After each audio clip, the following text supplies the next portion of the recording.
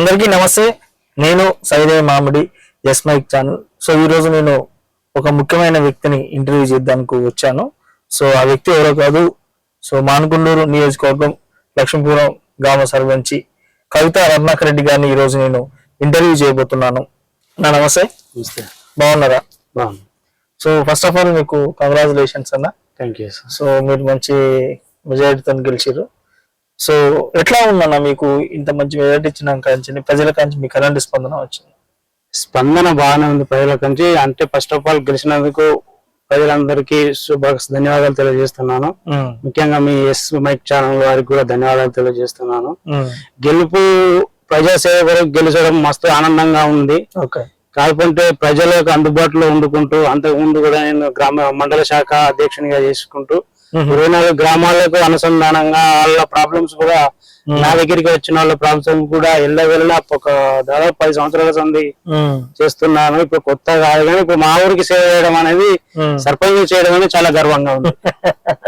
So మీకు చూసుకున్నట్టుగా మండల party అనుభవం ఉంది, చూసుకున్నట్టయితే చాలా సీనియర్ నాయకులు కదా. సో 10 సంవత్సరాలు బీఆర్ఎస్ గవర్నమెంట్ అధికారంలో ఉండే ఇంతకు ముందు. అప్పుడు మీకు ఆఫర్లు ఒత్తిళ్లు రాలేదన్న పార్టీ చేంజ్ కమ్మని? పార్టీ చేంజ్ కమ్మని నచ్చినాయి. ఫస్ట్ ఆఫ్ ఆల్ ఏంటంటే నేను కార్యకర్త ఒక 5 సంవత్సరాలు ఉన్నా, గ్రామ శాఖ అధ్యక్షునిగా 5 సంవత్సరాలు ఉన్నాను, సర్పంచ్ గా 4 సంవత్సరాల 8 నెలలు ఉన్నా మండల అధ్యక్షునిగా.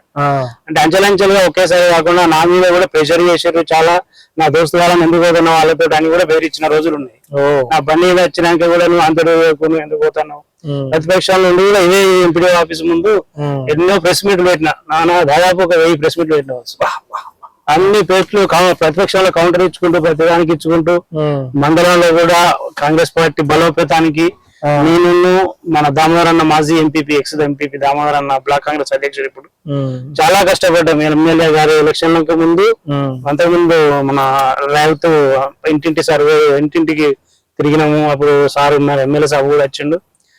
నా గెలుపుకు ఎమ్మెల్యే సాబ్ సహకారం ఉంది, మండల నాయకులతో కూడా అందరూ సహకరించారు. నా గెలుపుకి ప్రతి ఒక్క నాయకుడు, మా కాంగ్రెస్ నాయకులు కూడా అన్న గెలవాలి అన్న మంచోడు అన్న ఫీలింగ్ లా నాకు అందరితోటి ఫోన్ల ద్వారా కూడా బయట కూడా నాకు సపోర్ట్ చేసి మరి మెజార్టీతో గెలిపించారు. సో అలా చూసుకున్నట్లయితే మీరు కాంగ్రెస్ పార్టీ అంటే ప్రధానంగా రాష్ట్ర స్థాయి నుంచి మొదలు పెడితే గ్రామ స్థాయి వరకు వర్గపు వరకు పుట్టినిల్లు ఏంటంటే కాంగ్రెస్ పార్టీ. సో రాష్ట్ర స్థాయిలో కూడా ఉంటుంది, పెద్ద పెద్ద నాయకుల కాడ కూడా ఉంది. సో మీ మండలంలో, మీ కాన్స్టిట్యున్సీలో, మీ గ్రామంలో కాంగ్రెస్ కార్యకర్తలు ఏ విధంగా ఉన్నారన్న? కాంగ్రెస్ కార్యకర్తలు మాకు అనుకూలంగా వండుకుంటూ మీకు ఒకటి చెప్పాలంటే మండల అధ్యక్షుడు కూడా బీఆర్ఎస్ అధ్యక్షుడు కూడా మా లక్ష్మీపురం విలేజ్. నేను కాంగ్రెస్ మండల అధ్యక్షుడు ప్లస్ బీఆర్ఎస్ అధ్యక్షుడు కూడా మా విలేజ్ ఉండే బీఆర్ఎస్ అధ్యక్షుడు కూడా. మాకు బెజ్జంగి మండలానికి లక్ష్మీపురం అనేది రాజకీయ వేదిక. అది రాజకీయంగా లీడర్లు ఉన్నారు, అత్యంత మా వాళ్ళే ప్రతిపక్షం ఉన్నది, అధికార పక్షం ఉంది. టీఆర్ఎస్ లో ఉన్నప్పుడు కూడా మేము కూడా అట్లా మండల అధ్యక్షుడిగా మేము చేసినాం కాబట్టి ఇప్పుడు కూడా మా కాంగ్రెస్ ప్రభుత్వం వాళ్ళు కూడా బీఆర్ఎస్ మండల అధ్యక్షుడు మా ఊరు ఉన్నాడు. ఎప్పుడైనా రాజకీయాలకు వేదికగా మా లక్ష్మీపురం ఉంటది ఎప్పుడైనా. సో ఎందుకన్నా జనరల్ చూసుకున్నట్లయితే చాలా మంది అధికారం పోగానే అధికారం వచ్చిన పార్టీలకు జంపింగ్ చెప్పని చాలా మంది చేస్తున్నారు. ఈవెన్ ఎమ్మెల్యే స్థాయి వాళ్ళు కూడా పార్టీలు మారిన చరిత్ర ఉన్నది. మీరు ఎందుకు మొదటి నుంచి కూడా కాంగ్రెస్ పార్టీ అంటే మీకు ఎందుకు ఇంత అభిమానం? మాకు చిన్నప్పటి సంది కాంగ్రెస్, నేను బొమ్మ కన్నా ఉన్నప్పటి సంది రాజకీయాల్లో ప్రత్యక్షంగా ఉన్నా. బొమ్మ కన్నా 2 సార్లు ఓడిపోయినా కానీ ఆయన ఎంబడే తిరిగినాం. ఆయన ఎంబడే తిరుగుకుంటూ అప్పుడు కార్యకర్తలు ఎక్కడే తిరిగినాం. మళ్ళీ ఇప్పుడు గ్రామ శాఖ అధ్యక్షుడు అయినా ఆరపల్లి మోహన్ అన్న తొడుగా తిరిగినాం. అప్పుడు కూడా గ్రామ శాఖ అధ్యక్షుడు నేను. ఆయన పోతా ఉంటే ఆ రత్నాకర్ ఎక్కడ ఉన్నారన్న సందర్భాలు బాగుండే మాకు. మనం ఆరపల్లి మోహన్ తోటి కూడా బాగా అటాచ్లు ఉండేవి. అతన్నే కవంపల్లి సార్ వచ్చిండు ప్రతిపక్షాల. ఇప్పుడు మొన్న వచ్చిండు, ఒకసారి ఓడిపోయినా కానీ మళ్ళీ ఒకసారి భారీ మెజార్టీతో గెలవడం జరిగింది. దానికి కూడా మాకు కూడా సహకరిస్తారు. ఎమ్మెల్యే గారు కూడా మాకు ప్రతి దానికి రెస్పాండ్ అవుతుండ్రు. ఎట్లా ఉంది మీ ఎమ్మెల్యే గారికి మీ మధ్య రిలేషన్షిప్ ఎలా ఉంటది? మరి ప్రత్యేకంగా చూసుకున్నట్టయితే మీకు మీ ఎమ్మెల్యే గారికి నుంచి ఎలాంటి సహాయ సహకారం ఉంది, ఎలాంటి ప్రోత్సాహం ఉంది? ఏదైనా సమస్య మీద పోతే ఎలాంటి రెస్పాండ్ ఇస్తారు? మాకు రెస్పాన్స్ మంచిగా ఉంటుంది. మాకు నేను పాత ఉన్నా ఆయన టీడీపీలోకి వెళ్ళి వచ్చినప్పుడు ఉన్నారు. టీడీపీలోకి వచ్చిన ఆరపల్లి మోహన్ మీరు అన్నట్టు ఇంతకుముందు వర్గాలు అనేటి ప్రతిపక్షంలో ఉన్నప్పుడు వర్గాలు ఉన్నాయి, అధికార పార్టీ వచ్చేవారికి వర్గాలు తయారవుతాయి. మీరు కూడా అనుభవం రావచ్చు మీకు కూడా. అధికార పార్టీ వచ్చేవారికి వర్గాలు తయారవుతాయి. నేను వాళ్ళ మాట నేను నా మాట వాళ్ళ ఉద్యోగంతో వర్గాలు ఎక్కువైనా కానీ అన్ని ఎమ్మెల్యే గారు కూడా సముచిపోయి అందరినీ కలిపే ప్రయత్నం చేస్తున్నారు. ఆయన కూడా ఇప్పుడు ఎస్సీసీఎల్ రాష్ట్ర ఎస్సీసీఎల్ చైర్మన్ గా కూడా ఉన్నాడు. ఆయన కూడా మంచి అందరితోటి సత్సంబంధాలతోటి మంచిగానే మాస్ చూసుకుంటాడు. అభివృద్ధి దిశగా కూడా మా ఊరికి అభివృద్ధి దిశ కూడా చాలా సహకరిస్తాను. సో మీరు అంటే మేడం గారు మీ ఊరికి గ్రామ సర్పంచ్ గా పదవి బాధ్యతలు చేపట్టిన కాంచని మధ్యలో మీ యొక్క కాంగ్రెస్ గవర్నమెంట్ 99 రోజుల ప్రణాళిక కూడా ప్రవేశపెట్టడం జరిగింది. ఇవన్నీ చూసుకుంటుంటే మీరు చైర్మన్ అంటే సర్పంచ్ గా పదవి బాధ్యతలు చేపట్టిన కాంచని ఇప్పటి వరకు మీ గ్రామంలో చేసిన అభివృద్ధి అంటే మరి ముఖ్యంగా ఎలాంటి సమస్యల మీద ఫోకస్ పెట్టిరన్న?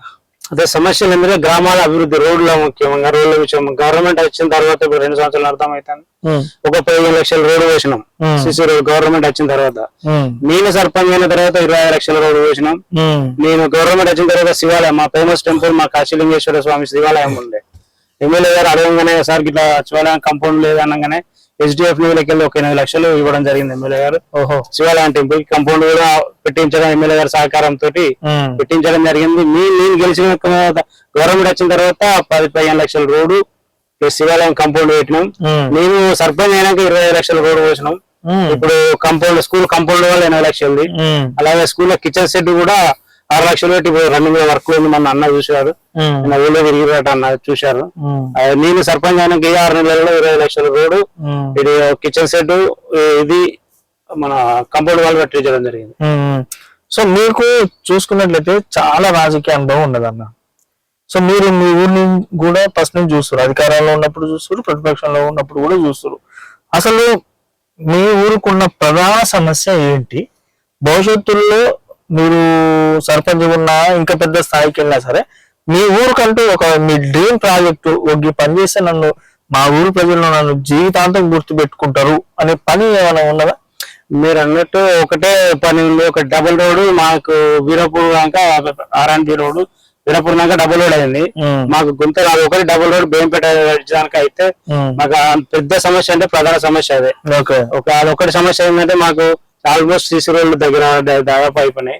అది ఒకటి కంప్లీట్ అయితే మా ఊరు కూడా అభివృద్ధి ముందు ఉంటాయి అన్నిటికన్నా. ఒకటి ఏంటంటే ఆల్మోస్ట్ రోడ్ల డ్రైనేజ్ రోడ్ల వ్యవస్థ అభివృద్ధి చెందుతుంది. అదొక డబుల్ రోడ్ RNB రోడ్ లో అదొకటి ఎమ్మెల్యే గారి దృష్టికి కూడా తీసుకెళ్ళాం సార్. ఇది ఒకటే ఉంది, 3 కిలోమీటర్లు ఉంటుంది సార్ పెడదామంటే ఈ రోడ్ కంప్లీట్ అయినాక ఎమ్మెల్యే గారు కూడా మాట ఇచ్చారు పెట్టిస్తామని. ఇది ఎమ్మెల్యే గారు కూడా సహకరిస్తారు దానికి కూడా. సో ఇప్పుడు చూసుకున్నట్లయితే మీరు ఇలా తెలంగాణ రాష్ట్రంలో కాంగ్రెస్ గవర్నమెంట్ అధికారంలోకి వచ్చిందంటే ప్రధాన కారణం 6 గ్యారెంటీలు. ఈ యొక్క 6 గ్యారెంటీలు సరే కొన్ని అమలు చేసినా కొన్ని అమలు చేయకపోయినా అమలు చేసిన వాటిలలో మీ గ్రామంలో అర్హత ఉన్న వాళ్ళకే ఇస్తున్నారా, లేకపోతే చాలా వరకు కొన్ని ఏంటంటే పుకారు వస్తుంది అంటే ఓన్లీ కాంగ్రెస్ జెండా పట్టుకున్న వాళ్ళకే కాంగ్రెస్ కార్యకర్తలకే ఇచ్చుకుంటున్నారు, నిజమైన అర్హత కలిగిన పేదవాళ్లకు ఆ పథకాలు అనేది చేకూర్చట్లేదు అని చెప్పేసి ఆరోపణలు ఉన్నాయి. మరి మీ గ్రామంలో మీరే విధంగా చేస్తారు? అయితే మీరు అన్నట్టు 6 గ్యారెంటీలలో చేసినాం, కొన్ని చేసినాం. ఇప్పుడు గృహజ్యోతి గానీ, ఇందిరామిల్లు గానీ, ఇప్పుడు రేషన్ కార్డులు గానీ, కొత్త రేషన్ కార్డులు గానీ, ఇప్పుడు ఈ కొత్త పింఛన్లు కూడా ఈ నెలలో ఇస్తాను మన ఎమ్మెల్యే పంచాయతీరాజ్ శాఖ మంత్రి కూడా సీతక్క గారు కూడా చెప్పారు. మీరు పార్టీలకు అతీతంగా మేము ఊర్లో మా ఊర్లో పార్టీలకు అతీతంగా మీకు ఉదాహరణ ఎగ్జాంపుల్ చెప్పాలంటే ఇందిరామిల్లు 20 ఇచ్చిన మా ఊళ్ళో బీజేపీ గ్రామ శాఖ అధ్యక్షుని కూడా ఇచ్చినాం. విలేజ్ బీజేపీ గ్రామ శాఖ అధ్యక్షునికి ఆయనకి ఇచ్చి ఆయన గ్రూప్ లో పెట్టి ప్రెస్ నోట్ పెట్టాం. అంటే మీరు అడుగుతారు కాబట్టి పార్టీలకు అతీతంగా ఇచ్చాం. టీఆర్ఎస్ వాళ్ళకి ఇచ్చినాం, పార్టీలో బీజేపీ వాళ్ళకి ఇచ్చినాం, మళ్ళా ఎస్సీలకు ఇచ్చినాం, దానిలోనే బీసీలకు, ఓసీలకు, ఎస్టీలకు ప్రతి కులానికి కూడా వేతట్టు అందే విధంగా నేను 25 చేసినా ఒక్కరు కూడా ప్రతిపక్షంలో మా అదే అపోజిట్ పార్టీలు కూడా మంచిగా ఇచ్చిన వాళ్ళు మెచ్చుకున్నారు. మా ఊరు మట్టుకు అయితే 25 ఇళ్లలో బీజేపీ వాళ్ళకి ఇచ్చినాం, టీఆర్ఎస్ వాళ్ళకి ఇచ్చినాం.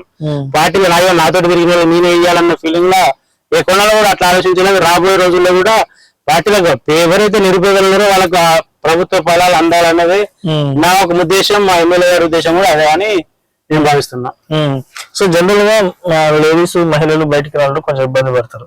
సో మీ మేడం గారిని సర్పంచ్ గా నిలబెట్టాలి అనే ఆలోచన మీకు ఎందుకు వచ్చింది? మీ మేడం గారి రియాక్షన్ ఏంటి? ఫస్ట్ మీ విషయం చెప్పగానే అదే మేడం రియాక్షన్ ఏంటంటే ఆమెకు రాజకీయంగా తిరగడం అలవాటు లేదు ఎక్కువ మా మేడం గారికి.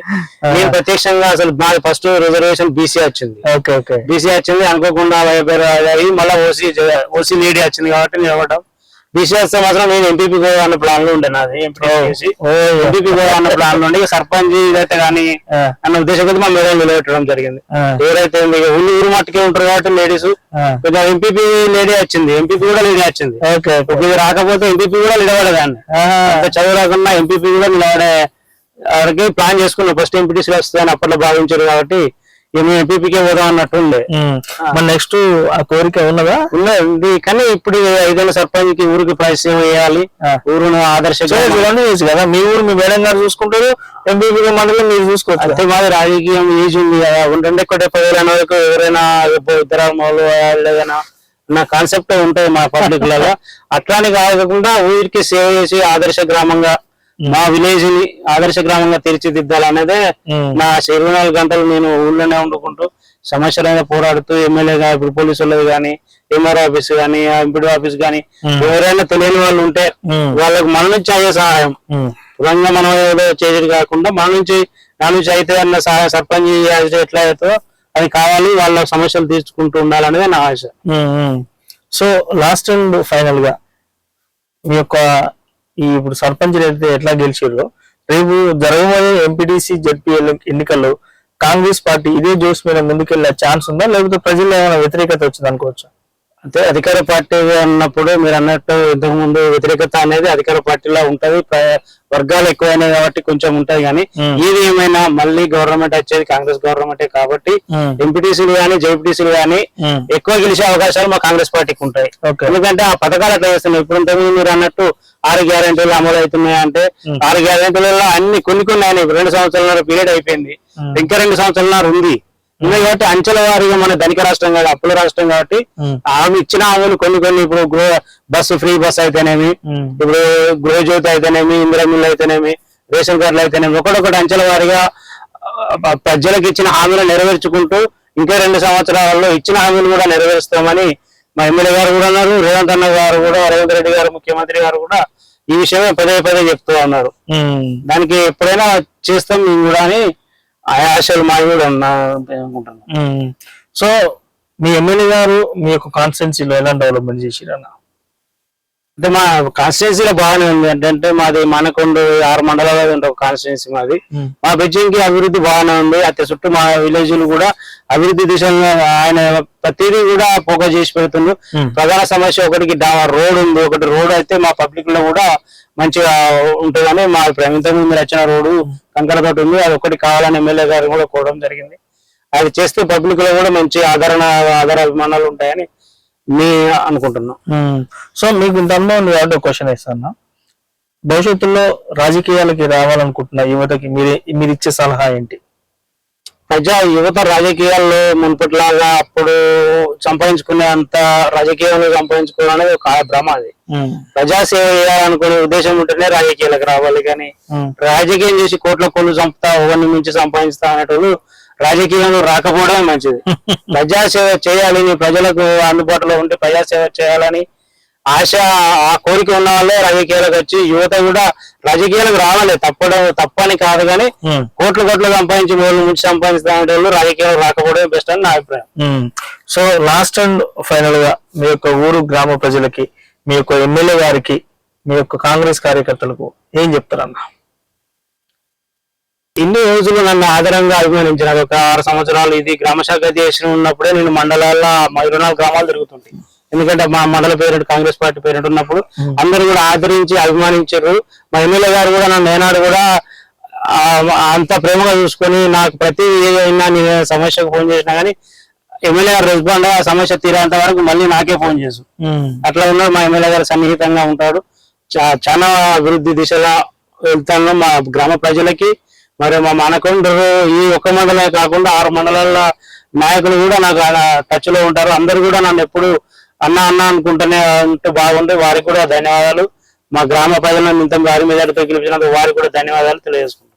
ఓకే అన్న, థ్యాంక్ యూ సో మచ్. మీ ఊరిని ఇంకా మంచి అభివృద్ధి చేయాలి, మీరు మంచి పేరు తెచ్చుకోవాలి. మీరు అనుకున్న రాజకీయాల్లో మీరు ఖచ్చితంగా పదవులు పొంది ప్రజలకు ఇంకా దగ్గరే మంచి మంచి సేవలు అందించాలని కోరుకుంటున్నాను. Thank you. Thank you so much.